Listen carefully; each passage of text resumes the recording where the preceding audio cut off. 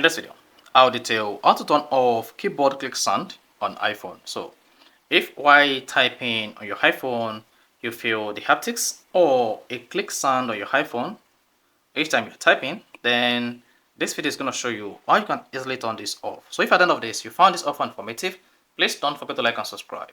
Now, to turn off keyboard click sound on your iPhone, all you just need to do is go to your iPhone settings. On the settings page, scroll down and click on sound and haptics.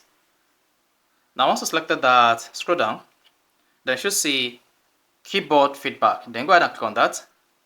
Now once you selected keyboard feedback, make sure both sound and haptics are disabled.